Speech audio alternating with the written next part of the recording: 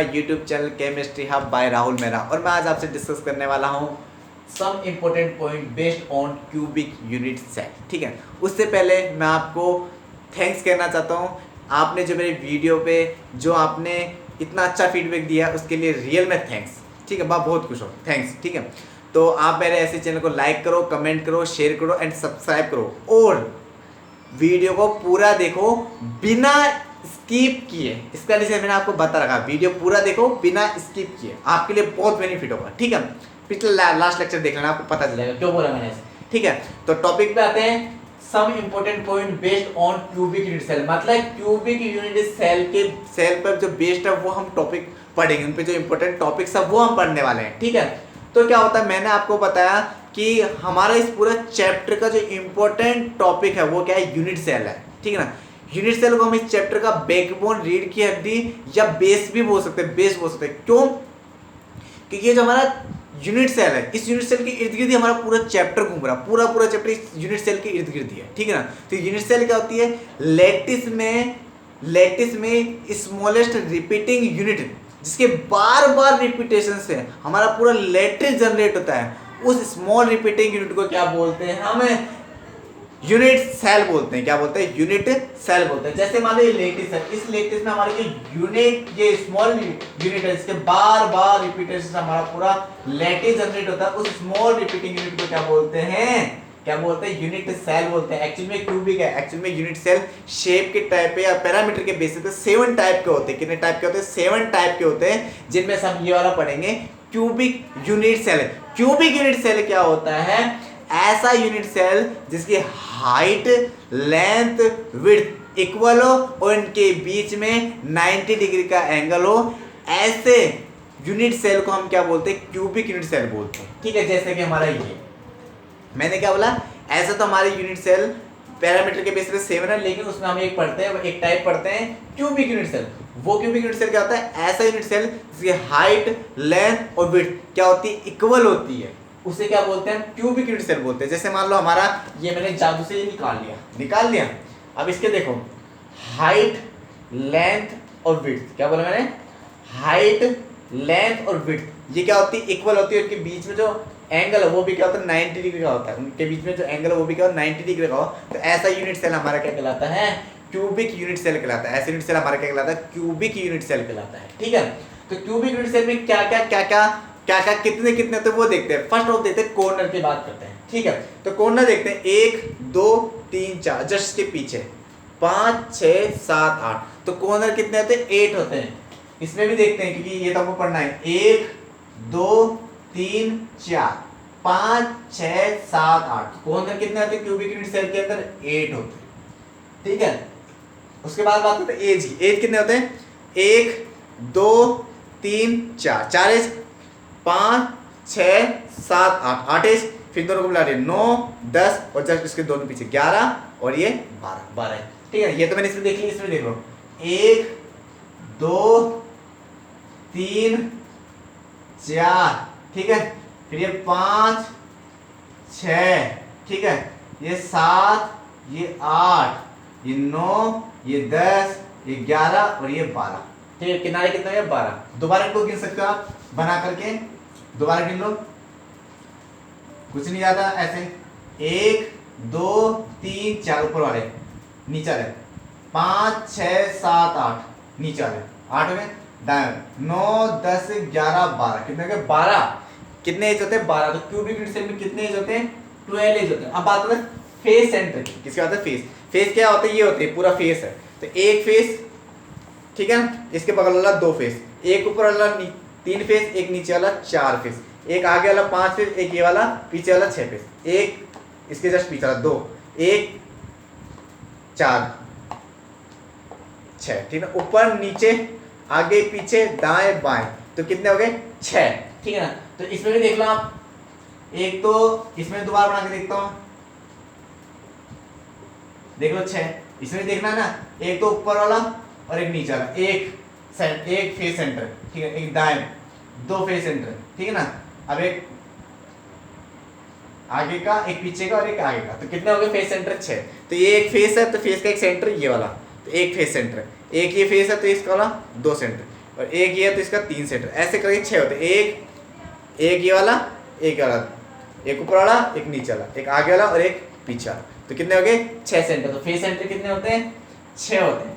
बात करते हैं बॉडी सेंटर की। आपको पता है कोई भी बॉडी है, इस पूरी की बॉडी, ये पूरी बॉडी है, इस बॉडी का पूरा सेंटर क्या होता है ये होता है। तो बॉडी सेंटर तो एक ही होता है। आप बुक्स में देखो इसमें अच्छा समझ आएगा। ये पूरी बॉडी है, इस बॉडी का पूरा सेंटर क्या होता है बीचों बीच होता है। तो बॉडी सेंटर तो हमेशा क्या होता है एक ही होता है। तो बॉडी सेंटर की बात करते हैं एक बॉडी सेंटर का, ठीक है। उसके बाद फेस डायगोनल की बात करते हैं। देखो ये जो फेस है ना, ये क्या है, मैंने फेस बनाया है, ये हमारा फेस है, ये क्या है हमारा फेस है। इस फेस पे दो एज को जो मिलाती जो डिस्टेंस होती है ना, ये वाली डिस्टेंस, ये वाली यहाँ से लेके मिलाते हैं, तो इसे बोलते हैं फेस डायगोनल। क्या बोलते हैं फेस डायगोनल। तो इसको यहाँ से यहाँ मिलाऊंगा तो एक फेस डायगोनल, इसको यहाँ से यहाँ मिलाऊंगा तो दूसरा फेस डायगोनल। तो एक फेस में कितने फेस डायगोनल होते हैं 2 फेस डायगोनल, ठीक है ना। इस दोनों को मिलाने वाली एक और इन दोनों को मिलाने वाली 2, तो एक फेस पे 2 फेस डायगोनल हो सकते हैं। हमारे total face cubic unit cell में कितने होते हैं 6, तो फेस डायगोनल कितने होंगे 12, ये लो लिख दिए। तो फेस डायगोनल कितने होते हैं 2, 12 सॉरी।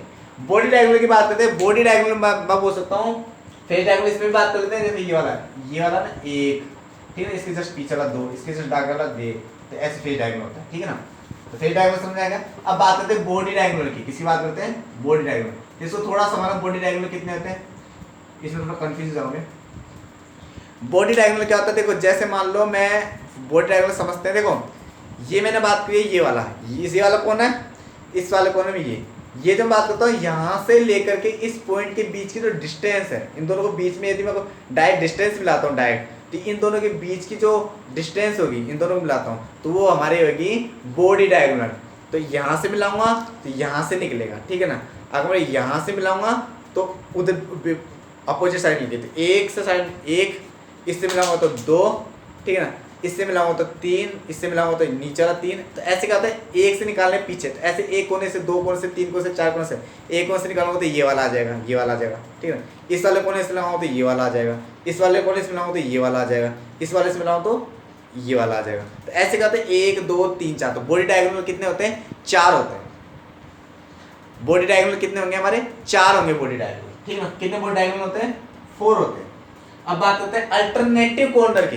देखो अल्टरनेटिव कॉर्नर को आप समझिएगा, अल्टरनेटिव का मतलब एक को छोड़कर एक को छोड़कर एक। तो आप इसको छोड़ो, इसमें आप इस पे चलते हैं। अल्टरनेटिव पहले बात करते हैं कॉर्नर की। अल्टरनेटिव किसकी बात करते हैं कॉर्नर की। अल्टरनेटिव कॉर्नर कितने होते हैं, देखो कॉर्नर कितने होते हैं। वैसे अगर मैंने एक इस फेस में मैंने ये वाले लिया तो जस्ट के अपोजिट वाले में उल्टे साइड के लूंगा, तो ये हो जाएंगे हमारे, जैसे मान लो 1 2 3 4। अब हमारे अल्टरनेटिव कॉर्नर मिल जाएंगे हमें, क्या मिल जाएगा अल्टरनेटिव कॉर्नर मिल जाएंगे। जैसे एक यहाँ पर मान लो कंस्टिट्यूएंट पार्टिकल तो यहाँ नहीं है, यहाँ पर कंस्टिट्यूएंट पार्टिकल तो यहाँ नहीं है, ठीक है ना। यहाँ पर कंस्टिट्यूएंट पार्टिकल तो यहाँ नहीं है, यहाँ पर है तो यहाँ नहीं है, ठीक है। ऐसे देखो एक छोड़ के एक मिल रहा है ना, तो इसे बोलते हैं अल्टरनेटिव कॉर्नर। तो अल्टरनेटिव कॉर्नर कितने होते हैं हमारे 4। 1 2 इधर ले लिया और इधर में 3 4 ले, इसका अपोजिट में इधर की तरफ ले लिया 4। तो कितने गए अल्टरनेटिव कॉर्नर कितने थे 4। आप जैसे इसमें भी देख सकते हो, जैसे मान लो मैं इसमें लेता हूँ ये वाले कॉर्नर, क्या लेता हूँ मैं ये वाला अल्टरनेटिव, ये वाला एक तो ये वाला कॉर्नर एक ये वाला, तो जस्ट के पीछे लूंगा ना, तो जस्ट के पीछे ये वाले कॉर्नर लूंगा। जैसे मैंने यहाँ ये लिया है तो एक कॉर्नर 2 कॉर्नर, तो अल्टरनेटिव कॉर्नर में 1 2 वाला यहाँ लूंगा, तो इसके अपोजिट वाले में जस्ट क्या लूंगा ये वाला लूंगा, तो इसके अपोजिट वाले में जस्ट क्या लूंगा ये वाला लूंगा, ये वाला। इसमें ये वाला लूंगा तो इसमें ये वाला लूंगा। अगर इसमें ये वाला लेता हूँ तो उसमें क्या लूंगा ये वाला लूंगा, इसके जस्ट पीछे वाला। अगर ये वाला कॉर्नर लेता हूँ तो इससे जस्ट पीछे वाले में ये वाले कॉर्नर लूंगा, मतलब ठीक है ना, ये वाला, ठीक है। ये वाला कॉर्नर लेता हूँ जस्ट के पीछे वाले में, अगर ये वाला कॉर्नर लेता हूँ इसके जस्ट पीछे वाले ये वाला कॉर्नर लूंगा। जैसे ये वाला, इस वाले मैंने ये लिया तो इससे जस्ट पीछे वाले में ये वाला लूंगा। कैसे ऊपर नीचे कर लो, बाएं दाएं कर लो, कुछ भी, ठीक है। अल्टरनेटिव कॉर्नर कितने होते हैं 4 होते हैं। बात करते हैं अल्टरनेटिव एज की। अल्टरनेटिव एज क्या होते हैं, कोई से ले लो, ऊपर के 2 ले लो और नीचे के 2 ले लो, किसी भी ऊपर। जैसे ऊपर के 2 लेता हूँ तो जस्ट के पीछे के मैं 2 लेता हूँ, जैसे 1 2, तो इसके जस्ट अपोजिट वाले में 3 4। तो अल्टरनेटिव एज पे कितना देंगे 4 देंगे, ठीक है ना। देखना अल्टरनेटिव एज ये यहाँ नहीं है, मतलब कंस्टिट्यूएंट पार्टिकल यहाँ है तो यहाँ नहीं, यहाँ पर है तो यहाँ नहीं, ठीक है ना। अगर यहाँ नहीं है, ठीक है ना, और यहाँ है तो यहाँ नहीं है, यहाँ नहीं है तो यहाँ, ठीक है। ऐसा अल्टरनेटिव हो रहा है ना। तो अल्टरनेटिव एज कितने होते हैं हमारे 4 होते हैं। बात करते हैं अल्टरनेटिव फेज की। अल्टरनेटिव फेज की, अल्टरनेटिव फेज की बात करता हूँ। तो अल्टरनेटिव फेज क्या ले सकता हूँ मैं, अपने एक आगे पीछे का कोई सा भी फेज गायब करता हूँ। या तो मैं ये वाला कर दूं और जस्ट ये वाला कर दूं, तो अल्टरनेटिव फेस मिल जाएंगे। तो अल्टरनेटिव फेस कितने होते हैं, कोई भी आपने सामने का निकाल दो, तो अल्टरनेटिव फेस कितने होते हैं, 2 होते हैं। कोई से ऊपर नीचे का निकाल दो, ऊपर नीचे का निकाल लो, चाहे दाएं बाएं का फेस निकाल लो, चाहे आगे पीछे का निकाल लो। तो अल्टरनेटिव फेस क्या होता है, एक जोड़ा पेयर कोई सा फेस निकाल लो, जैसे मैंने आपको बताया था एज सेंटर्ड में, ठीक है, तो वो होता है हमारा अल्टरनेटिव फेस। ठीक है, समझ में आया आपको? तो इतना समझ लो, आपको समझ में आता तो ठीक है, नहीं समझ में आता तो आप उसको थोड़ा रट लेना। देखो वैसे तो मैं नहीं बोलूँगा, पहले आप चीज़ को रटो या समझो, उसके बाद रटो। देखो समझ के भी मत छोड़ो, रट के भी मत छोड़ो, समझो फिर रटो, चीज़ों को समझो फिर रटो, समझो रटो। ठीक है, तो कॉर्नर में कितने होते हैं हमारे, कितने क्यूबिक यूनिट सेल में कॉर्नर कितने होते हैं, 8, एज कितने होते हैं 12, फेस सेंटर कितने होते हैं 6, बॉडी सेंटर मैंने बता दिया 1, फेस डायगोनल मैंने बता दिया, जब फेस क्या होता है 6 होते हैं तो उसका दुगना कितना होता है 12, बॉडी डायगोनल एक किनारे पे 4 होते हैं, उसको दूसरी तरफ से निकालें तो बॉडी डायगोनल 4 होते हैं, अल्टरनेटिव कॉर्नर 4 होते हैं, अल्टरनेटिव एज 4 होते हैं और अल्टरनेटिव फेस कितने होते हैं 2 होते हैं। इतना समझ में आया? उसके बाद में हम देखते हैं एक एग्जांपल ले लेते हैं, उसके बाद में आपको एक चीज समझाता हूं, ध्यान सुनिएगा। देखो होता क्या है, ध्यान सुना। जैसे मैं बात करता हूं, एक चपाती गोल गोल रोटी है, ठीक है ना, उससे मैं बात करता हूं, 3 बंदर ने एक तरफ से 3 बंदर ने एक साथ उस पर अटैक किया, 3 बंदर ने उसको देखा, तीनों बंदर ने एक साथ उसको पकड़ लिया, ठीक है। तो इस रोटी के कितने टुक होंगे, 3 टुक होंगे, 3 भागों में बटेगा, एक बंदर पे 1/3, एक बंदर पे 1/3, एक पे 1/3। अगर इसमें मैं बोलता हूँ 4 बंदर एक साथ अटैक करते हैं तो 4 बंदों को बराबर से हिस्सा मिलेगा, ठीक है ना, मतलब इतना पार्ट तो इसको मिलेगा, एक पार्ट इसको मिलेगा, एक पार्ट इसको मिलेगा, एक पार्ट इसको मिलेगा, एक पार्ट इसको मिलेगा, 1/4 मिलेगा।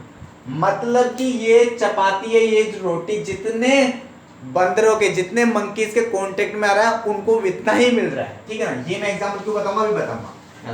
अब मैं आपको पढ़ने वाला हूं कि यूनिट सेल में कंस्टिट्यूएंट पार्टिकल कहां प्रेजेंट होता है, उसका कितना पार्ट यूनिट सेल में काउंट होगा, ठीक है, समझ लेना कि कितना भाग यूनिट सेल के अंदर कितना काउंट होगा, ठीक है ना। कंस्टिट्यूएंट पार्टिकल, ये जो एटम बोल सकते हैं, उसका कितना पार्ट यूनिट सेल में काउंट होगा वो देखने जा रहे हैं। देखो होता है क्या, पहले बात करो कॉर्नर की। तो मान लो मेरी बात करता हूँ कॉर्नर की, तो आप देख लो, ये जो मैं आप देख लो जैसे कॉर्नर है, तो एक कॉर्नर है, इस कॉर्नर पे कंस्टिट्यूशन, पहले ये कॉर्नर पे देखो कितने यूनिट सेल अटैच हो सकते हैं इस कॉर्नर पे। एक तो मैं 2 हो गए, 2 जस्ट के ऊपर रख देता हूँ, 3 और 3 4 जस्ट के। अगर ये कॉर्नर, अब देखिए ये कॉर्नर पे, ये कॉर्नर 4 से अटैच होगा, 4 5 इसके जस्ट आगे, 5 6 7 8, तो 8 ये कॉर्नर कितने से अटैच हो सकता है, 8 से अटैच हो सकता है। तो ये अगर मैं यहाँ पर कोई कंस्टिट्यूएंट पार्टिकल एटम रख दूं तो वो कितने यूनिट सेल के बीच में काउंट होगा, 8 यूनिट सेल में काउंट होगा, ठीक है। तो एक यूनिट सेल में कितना काउंट होगा, 1/8, ठीक है, 1/8। तो कॉर्नर पे यदि कोई कंस्टिट्यूएंट पार्टिकल, यदि कोई एटम है, तो उसका 1/8 पार्ट ही क्या होगा, उस यूनिट सेल में काउंट होगा। क्या बोला मैंने, कि यदि किसी यूनिट सेल के कॉर्नर पे कोई कंस्टिट्यूएंट पार्टिकल है, ठीक है, तो वो उस कॉर्नर पे जो कंस्टिट्यूएंट पार्टिकल है उसका केवल 1/8 पार्ट ही उस यूनिट सेल में काउंट होगा, फर्स्ट बात, ठीक है। जैसे मैं बताता हूँ, जैसे मान लो ये कॉर्नर है, ये कॉर्नर ही है ना, इस कॉर्नर पे मान लो ये मैं इस एटम किस एटम इसको किस डिनोट करता हूँ, मैं इस फेस से डिनोट करता हूँ, ठीक है। तो देखो 1 2 3 4 के संपर्क में, तो ये कांटेक्ट में तो आ रहा है, और 4 के ऊपर भी लिख सकता हूँ, इसके आगे भी एक लगा सकता हूँ, इसके आगे भी एक, इसके आगे भी एक, इसके भी एक, जब जाके हमारे पूरा कंस्टिट्यूएंट पार्टिकल जो एटम है, जो स्फीयर, वो क्या होगा, कांटेक्ट में होगा, सब 8 यूनिट सेल के कांटेक्ट में होगा। तो एक यूनिट सेल के में कितना काउंट होगा, 1/8, ठीक है। अब उसके बाद तो, और अगर हमारा कंस्टिट्यूएंट पार्टिकल यूनिट सेल के कॉर्नर पे है तो उस यूनिट सेल में कितना काउंट होगा, 1/8 होगा। फिर बात करते हैं एज की, किसकी बात करते हैं, एज की। एज यानी किनारा। तो जैसे मान लो ये किनारा है, तो ए किनारे के यहाँ यूनिट सेल यहाँ हो गया, 2 हो गया, और 2 इसके आगे लगा सकते, तो ये एज हमारे कितने यूनिट सेल के काउंट में आएगा, 4 में। अगर मैं यहाँ पे कोई कंस्टिट्यूएंट पार्टिकल लिख दो तो वो भी कितने यूनिट सेल के काउंट में आएगा, 4 में, ठीक है। तो एक यूनिट सेल में कितना काउंट होगा, 1/4, ठीक है, सीधी सी बात है। अगर मैं बात करूँ तो ये किनारा है, ये किनारा 1 यूनिट सेल, 2 यूनिट सेल, और इनके भी, इन दोनों यूनिट सेल के जस्ट आगे आगे, इसके आगे, इनके आगे रख दूं तो ये किनारा कितने यूनिट सेल के काउंट में आएगा, 4 के, ठीक है। तो हमारा जो ये वाला, अगर मैं यहाँ पर कोई कंस्टिट्यूएंट पार्टिकल रख देता हूँ तो वो भी हमारे कितने यूनिट सेल में काउंट होगा, 4 यूनिट सेल में। तो एक यूनिट सेल में कितना काउंट होगा, 1/4। 4, अगर किनारा हमारा 4 यूनिट सेल में काउंट है तो एक यूनिट सेल में कितना काउंट होगा, 1/4, ठीक है ना। अब आ रहा है ना रोटी वाला एग्जाम्पल समझिए कि 4 रोटी 4 जन ने कॉन्टेक्ट किया तो 1/4 सबको मिलेगा। तो 4 यूनिट सेल के कॉन्टेक्ट में हमारा कितना आ रहा, तो यहाँ पर जो कंस्टिट्यूएंट पार्टिकल होगा वो भी कितने भाग में डिवाइड होगा, 1/4 1/4 1/4 1/4 में डिवाइड होगा। ठीक है, उसके बाद होगा फेस सेंटर में। अगर मान लीजिए जो फेस है, बात करता हूँ मैं इस फेस की, ये फेस है, अगर ये फेस है तो यहाँ पर काउंट होगा, दूसरा फेस यहाँ होगा, तो इस फेस ये फेस कितने यूनिट सेल के काउंट में सकता है, 2। तो हमारा फेस कितने, ये वाला फेस अगर मैं यहाँ पर रख देता हूँ, ये पूरा फेस कितने, अगर मैं ऐसा ही क्यूब यहाँ पर रख देता हूँ, ठीक है, तो हमारा ये फेस कितने यूनिट सेल के काउंट में होगा, 2 में। तो हमारा वो जो फेस होगा, फेस सेंटर में जो कंस्टिट्यूएंट पार्टिकल जुड़ा होगा, तो उसका कितना भाग जुड़ेगा, 1/2। खुद ही देख लो, अगर मान लीजिए फेस है, अगर मान लीजिए मैं फेस बता रहा हूँ, ये वाला फेस, अगर ये वाला फेस में यहाँ कंस्टिट्यूएंट पार्टिकल दो तो आधा तो इसका जुड़ेगा, आधा इसमें जुड़ेगा। तो इस यूनिट सेल में फेस में जो कंस्टिट्यूएंट पार्टिकल रखा हुआ है उसके केवल 1/2 पार्ट ही आएगा। क्यों? क्योंकि ये जो फेस है केवल 2 यूनिट सेल के कांटेक्ट में आ रहा है, तो उसमें जो कंस्टिट्यूएंट पार्टिकल होगा वो भी 2 यूनिट सेल में आएगा, तो 1/2 1/2। तो फेस कितना हुआ, 1/2। बॉडी के सेंटर में होगा तो सीधी सी बात है, बॉडी के सेंटर में कोई कंस्टिट्यूएंट पार्टिकल रखा हुआ है तो कितना काउंट होगा, पूरा का पूरा काउंट होगा। बॉडी के सेंटर में यदि कोई कंस्टिट्यूएंट पार्टिकल रखा तो पूरा का पूरा काउंट होगा, तो यहाँ पर तो पूरा पूरा काउंट होगा। ठीक है ना, मतलब 1 यूनिट सेल में बॉडी सेंटर में एक कंस्टिट्यूएंट पार्टिकल रखा तो पूरा पूरा एक काउंट होगा। उसके बाद फेज डायगोनल की बात करता हूँ, खुद ही सोचो, ये फेज डायगोनल है, ठीक है। चलो फेज डायगोनल मैं आपको अलग से बताऊंगा, इतना समझाया तुम्हें, इतना है समझे, बस ये 4 चीजें याद करो, ठीक है। कि कॉर्नर पे यदि हमारा कोई कंस्टिट्यूएंट पार्टिकल प्रेजेंट है तो उसका केवल 1/8 पार्ट ही हमारा क्या होगा, 1/8 पार्ट ही हमारा क्या होगा उस यूनिट सेल में काउंट होगा। मतलब कॉर्नर पे है तो 1/8 पार्ट ही हमारा क्या होगा इस यूनिट सेल में काउंट होगा। ठीक है ना। अगर हमारा एज है, एज की बात करता हूँ तो एज में कितना काउंट होगा, 1/4 काउंट होगा। ठीक है। अगर हम फेस की बात करते हैं, किसकी बात करते हैं, फेस की, तो फेस में ऊपर ले रहा हूँ, ये वाला फेस की बात करता हूँ तो फेस कितना होगा, 1/2 होगा। अगर हम बॉडी सेंटर की बात करता हूँ, बॉडी सेंटर की ये, तो बॉडी सेंटर कितना होगा, 1 होगा। तो मैं इस चित्र को इन शॉर्ट में इस तरीके से भी लिख सकता हूँ कि जैसे मान लो मैं इसको इन शॉर्ट, आपको चित्र याद रहेगा कि यूनिट सेल में कॉर्नर का कितना होता है, 1/8।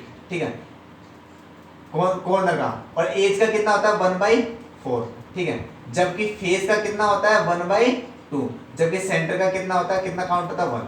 ठीक है, मतलब कि कंस्टिट्यूएंट पार्टिकल का या कॉर्नर का यूनिट सेल में कितना काउंट होता है, या एटम भी बोल सकते हैं कंस्टिट्यूएंट पार्टिकल को। ठीक है, कॉर्नर पे एटम, अगर एक यूनिट सेल के कॉर्नर पे एक एटम रखा है तो उसका कितना भाग काउंट होगा, 1/8। ऐसा क्वेश्चन पूछ सकते हैं। ठीक है, और इन क्वेश्चन से हम करेंगे न्यूमेरिकल्स करेंगे। ये लेक्चर बहुत बड़ा हो जाएगा तो हम न्यूमेरिकल्स नेक्स्ट लेक्चर में करेंगे, और मैं क्वेश्चंस आपको होमवर्क के लिए दूंगा जो आपको करने आएंगे। वो नीट IIT वाले क्वेश्चन होंगे या उनसे रिलेटेड ही क्वेश्चन होंगे, आप टेंशन मत लेना, लेवल वही रखेंगे। ठीक है, ठीक है ना, अच्छे से रखेंगे। CBSE RBSE बोर्ड पढ़ रहे हो तो भी आपको अच्छा है। ठीक है, थ्योरी वाले चैप्टर में करवा रहा हूँ, जिससे न्यूमेरिकल पूछेंगे वो मैं क्वेश्चन आपको करवा रहा हूँ, ध्यान सुनना। ठीक है, थ्योरी वाले क्वेश्चन में आपको थ्योरी लिखवाऊंगा, जिससे क्वेश्चन न्यूमेरिकल होंगे वो मैं आपको न्यूमेरिकल बेस कराऊंगा। ठीक है, आपकी थ्योरी बिल्कुल नहीं जाने दूंगा। ठीक है, पूरी चीज़ आपको करवाऊंगा, एक एक लेक्चर देखना। ठीक है, नेक्स्ट लेक्चर में आपको क्वेश्चंस दूंगा और क्वेश्चन सोल्व कराऊंगा, लेक्चर बड़ा हो जाएगा इसलिए। ठीक है, तो थैंक यू, बाय।